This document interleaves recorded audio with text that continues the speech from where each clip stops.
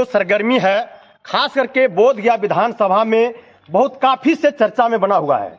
राजनीति सरगर्मी में चर्चा में बना हुआ कि हम का प्रवक्ता, राष्ट्रीय प्रवक्ता हाल ही में बैठक किए थे आपका फतेहपुर राम साहब विद्यालय के प्रांगण में, और मीडिया को माध्यम को बताएं कि जो अभी वर्तमान विधायक हैं गाड़ी में धूप अगरबत्ती और क्या नारियल लेकर चलते हैं, और जहां ऊंचा ऊंचा मिट्टी देखते हैं वहां नारियल फोड़ते हैं।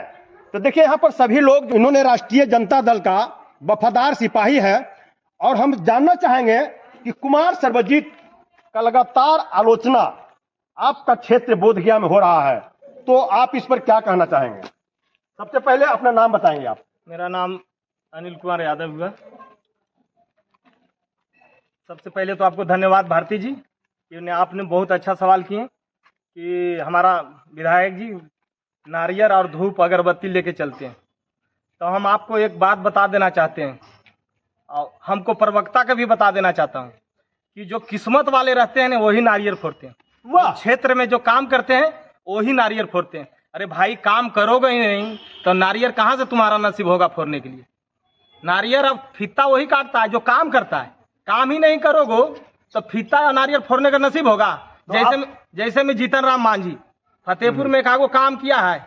जैसे मैं एक बात बता देना चाहता हूँ आपको भारती जी, कि कोई माँ बाप जन्म देता है बेटा को, और बेटा बड़ा हो जाए, कोई आईएएस बन जाए, कोई डीएम बन जाए, कोई एसपी बन जाए, कोई कुछ भी बन जाए, और माँ बाप को भूल गया तो समझिए उसको क्या कहा जाता है? नालायक बेटा, समझ गए? तैसे फतेहपुर ने राजनीति में उसको जन्म दिया।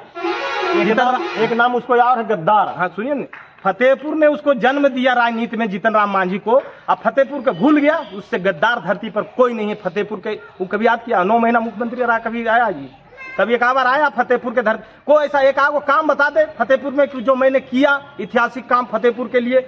एक भी ऐसा काम नहीं किए हैं। कुछ भी कह दे, मैं चुनौती देता हूँ कि एक काम बता दे। सुन रहे हैं हम का प्रवक्ता को, मैं वर्षों तक लगातार विधायक के हाथ रहे हैं। अब दूसरा बोधगया नहीं, आपका फतेहपुर कंस्टिट्यूएंसी था, तो एक भी ऐसा मिसाल नहीं है कोई काम। हमको प्रवक्ता को चुनौती देता हूँ कि एक काम अपना नेता को गिना दे। अभी वर्तमान में उसका संतोष सुमन लघु सिंचाई का मंत्री है ना, उसका पत्नी इमामगंज से विधायक है, 12 चट्टी से उसका सासू माँ है। तो हम बताना चाहते हैं कि जब वो बोल रहा है कि हमारा विभाग लघु सिंचाई से बोधगया विधानसभा में काम हो रहा है, तो हम पूछते हैं कि 12 चट्टी में और इमामगंज में क्यों नहीं? यहाँ 128 आहार का काम चल रहा है, जिसमें 90 में काम चालू है, और 38 का स्वीकृति मिल चुका है। कुछ काम कुछ वजह से अभी रुका हुआ है, वो भी काम बहुत जल्दी चालू हो जाएगा। हम बताते हैं कि हम आपको सामने पेश करते हैं डाटा। देखिए कुछ डाटा भी लेके चले हैं, डाटा पूरे देखिए, डाटा पेश कर रहे हैं भाई। आप लोग देखिए, इत्मीनान से देखिए। जो नंदलाल मांझी बार आज भी कॉन्फ्रेंस करके बताने को काम किए हैं कि 10 साल में जो यहाँ विधायक थे एक भी ऐसा काम नहीं किए हैं, 0 पर आउट है, और बोलते हैं कि 10 नंबर में कितना नंबर दीजिएगा? तो आप कितना नंबर देना चाह रहे हैं? हम बताते हैं पत्रकार महोदय आपको कि हमारा फतेहपुर प्रखंड में आहार का काम अभी 52 में प्रेजेंट में भी काम चल रहा है। टनकुप्पा में 38 यानी 90 होता है, 2 ब्लॉक मिला के हमारा बोधगया विधानसभा का 90, 2 प्रखंड में आहार का काम अभी ऑलरेडी चालू है, और 38 में अभी स्वीकृति नहीं मिला है, कुछ के मिल भी गया है, बहुत जल्दी काम लगने वाला है। तो ये दोनों मिला के 128 होता है, तीनों मिला के, समझ गए? हम उनका विधानसभा का हम बताते हैं। डुमरिया में 25 आहार, इमामगंज में 7, बांका बाजार में 3, 12 चट्टी में 3, मोहनपुर में 14, यानी 5 प्रखंड मिला के 52। इतना मेहरबान है लघु सिंचाई मंत्री क्या अपने विरोधियों विधायक पर? अरे भाई, मेहनत से विधायक जी लाए हैं, गया पटना को चक्कर लगा के। काम करिंदे जो विधायक होता है ना तभी काम होता है। एसी में सुतने वाला विधायक कभी काम करा लेगा? संतोष सुमन कभी निकलता है क्षेत्र में का? एक बार देखे हैं फतेहपुर के धरती में? देखिए आ रहा है फतेहपुर में जीतन राम मांझी, तो ताम झाम देख रहे हैं, डीजे बज रहा। अरे भाई, नेता जब आएगा अपना धरती पर, जन्म कर्म भूमि पर, तो वो इतना डीजे और शोर शराबा से आएगा? वो तो कभी भी आएगा दुख सुख के साथ। इतना दुख सुख होता है, कभी आता है क्या संतोष सुमन जीतन राम मांझी? एक बार बता दे, एक बार देखें, आपसे हम पूछना चाहते हैं, एक बार देखें क्या आएगा? नहीं, उनका क्षेत्र नहीं तो किस लिए आएंगे? वो क्षेत्र नहीं, अभी सांसद कौन है आपसे पूछना चाहते हैं? फतेहपुर संसदीय गया संसदीय के क्षेत्र के अंदर फतेहपुर में आता जब है आप ही बोल दिए कि जब मुख्यमंत्री 6 महीना थे अपना महीने। कर्म भूमि पर नहीं आए 9 महीना में, तो संसद कोई माने नहीं रखता है। देखिए, हम तो पहले बोल गए कि जो बेटा नालायक निकल जाए उससे उम्मीद क्या रखते हैं आप? उम्मीद रखते हैं कुछ? जो माँ बाप का एक बेटा जन्म लिया और भूल जाए तो उससे कुछ उम्मीद मत रखिए, कुछ भी उम्मीद न रखिए। ना तो ये किया है, ना तो केवल भड़काओ बयान देगा, लोगों में हिस्सा दृश्य पैदा करेगा। बस यही है जीतन राम मांझी और संतोष सुमन के, और इसके अलावा कुछ ना तो किया ना तो करेगा। एक चीज और बोले हैं वो कि आपका विधायक के लिए 10 नंबर जारी करके रखे हैं। 10 नंबर जारी कर, दहला कहते हैं उसको भी। पति जब खेलते दहला बोलते हैं, तो आप कितना नंबर दे रहे हैं उनको? मैं अपना विधायक जी को जी, हम अपना विधायक जी को 10 में से 10 नंबर देते हैं। और हमारा बस चले तो 100 में से 10 आव लगा दें। और जीतन राम मांझी जी को कितना नंबर दीजिएगा? वो भी तो संसद यहाँ का है। 00 double zero double zero zero का डबल जीरो भी होता है। 000 जितना बार जीरो लगा लीजिए वो कम पड़ेगा जीतन राम मांझी के लिए। अब सुन लीजिए नंदलाल मांझी जी, इनका जवाब है आपके पास। आपको चुनौती दिए हैं, एक प्रखंड के प्रवक्ता अनिल यादव हैं और आपको चुनौती दे रहे हैं। आप में दम है, इनको आंकड़ा के साथ आप पेश कीजिए। आप अपने कंस्टिट्यूंसी में कितना काम किए हैं? जो इमामगंज में है, जो इमामगंज पड़ता है, जो 12 चट्टी पड़ता है, आप बताएं। कंस्टिट्यूंसी की ही बात करें, लोकसभा की मैं अभी बात नहीं करूंगा। कंस्टिट्यूंसी का चुनाव होने वाला है, विधानसभा के चुनाव वाला है, तो विधानसभा पर ही चर्चा होना चाहिए। तो मैं आप में दम है, तो आप राष्ट्रीय प्रवक्ता हैं, तो आपको जहां जहां विधायक है आप भी आंकड़ा पेश करें, जिस तरह से अनिल यादव जी पेश कर रहे हैं। क्या कहेंगे आप? हम कहना चाहते हैं कि मेरा आंकड़ा झूठ हो जाएगा तो जो कहेंगे हम मानेंगे। उनका सरकार है, हाँ। ये आंकड़ा वो साबित करके दिखावे, झूठा साबित करके दिखावे, वो जो कहेंगे हम मानेंगे। बाकी उनका बात जो झूठा होगा वो मानेंगे। मेरा बात को जो हम बोलेंगे वो बात मानेगा। खाली कह देने से हो जाता मीडियाबाजी होगा कि भरवा बात को इधर से इधर कर दो, इधर से इधर कर दो। वो अब चलने वाला नहीं है और एनडीए के यहाँ दाव गलने वाला नहीं है। चलिए, तो कहीं कहीं पूरे तरह से एक चुनौती पेश कर दिए हैं जीतन राम मांझी हम पार्टी का प्रवक्ता पर।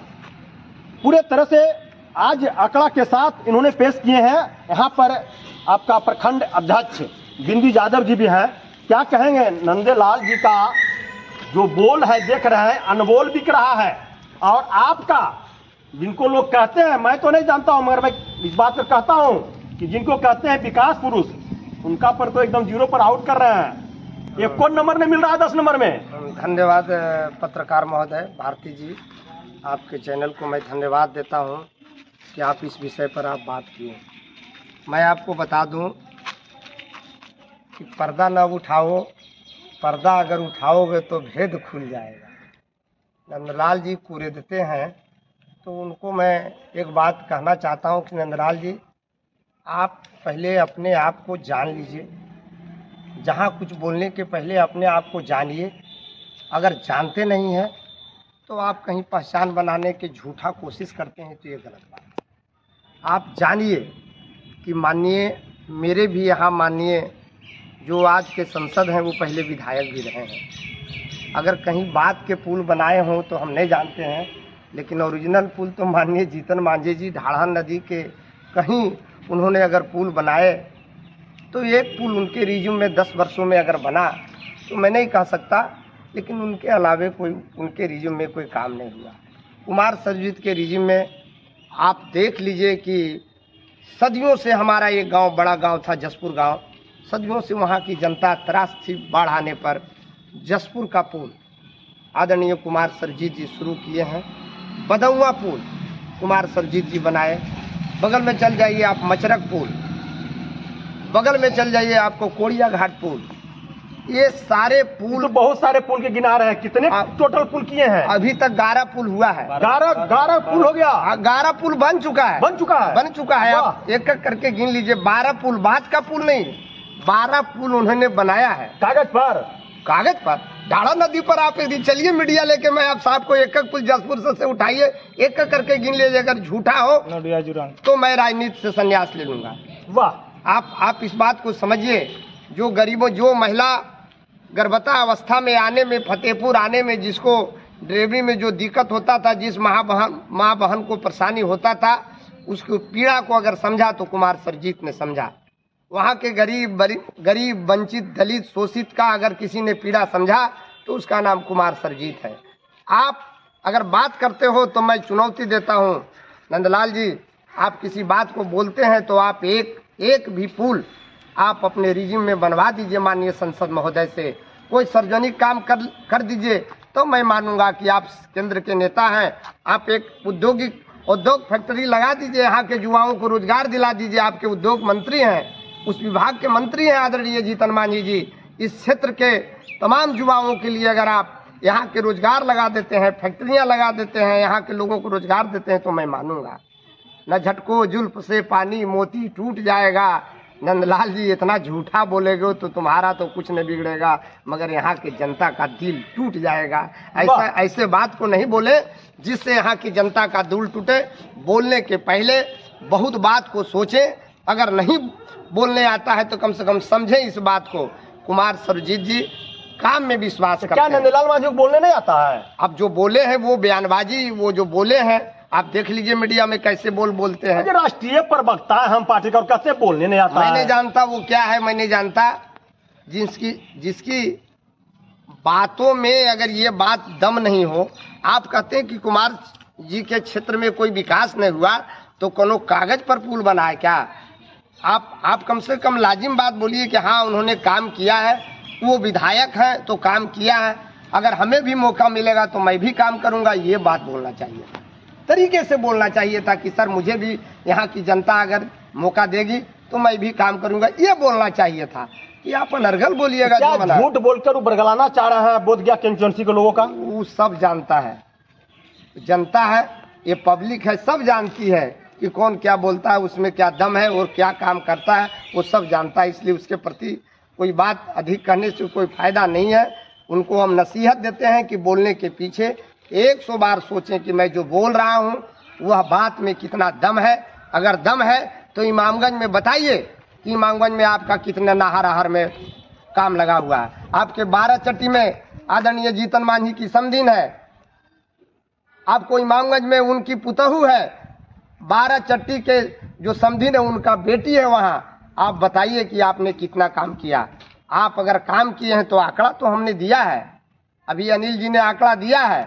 आप इस आंकड़ा को आप मिलान कर लीजिए कि अगर आप यहाँ के मंत्री था तो सबसे ज्यादा जहाँ उसकी पत्नी रहेगी वहाँ ना काम होना चाहिए था, जहाँ उनकी सास है वहाँ ना होना चाहिए था। तो हो रहा है काम बोधगया में। अरे भाई आप झूठा बोलते हो तो कितना झूठा बोलिएगा।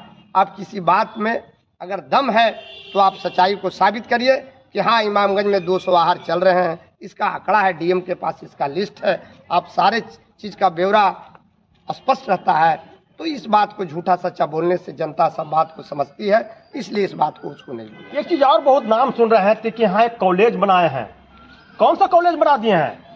ये भी तो कहीं कागज वगज पर नहीं है कि कुमार सरजीत जी को सुने कि बहुत बड़ा कॉलेज बनाया है। अरे भाई आप नहीं जानते हैं, पत्रकार महोदय बार बार पूछते हैं, कृषि विश्वविद्यालय बनाए टनकुप्पा में, ये कौन नहीं जानता है? नंदलाल नहीं जानता है क्या इस बात को? अगर नहीं जानता है तो वो नहीं जानता है क्या? उसके घर के थोड़ी दूर पर है। और इस बात को बोलने में उसको शर्म आता है कि इनके रिजिम में हमारा कृषि विश्वविद्यालय बना है। नहीं जानता है और नहीं जानता है तो इसका मतलब आप प्रतिनिधि बनने लायक नहीं हो। अगर थोड़ा काम भी नहीं जानते हो, बताओ यहाँ के किसानों के लिए उन्होंने जो कृषि विश्वविद्यालय बनाया है, आपको गुरपा में जो हमारा ये पर्यटन मंत्री बनने के बाद जो विकास के लिए उन्होंने राशि दिया है, हमारा संडेसर में दिया है, किसी से छुपा नहीं, इसका तो सरकारी आंकड़ा है, दस्तावेज है। किसी बात को झूठा सच्चा बोलने से कोई फायदा नहीं होता है। इसलिए इन्होंने जो काम किया है और काम के बल पर एक कुमार सरजीत 10 वर्षों तक यहाँ की जनता का विकास का वादा किया था, उन्होंने जो मैं अपना वादा किया था उसका पूरा करने का कोशिश किया है। अगर कुछ बाकी भी रह गया है तो मैं एक अध्यक्ष के हैसियत से मैं हाथ जोड़ के यहाँ के जनता से प्रार्थना करता हूँ कि थोड़ा विश्वास रखिए, धैर्य रखिए। कहीं भी अगर काम छूटा है तो कुमार सरजीत में विकास करने की क्षमता है। एक काम यहाँ की जनता के लिए रात दिन वो आदमी खड़ा है, काम करेगा। धन्यवाद।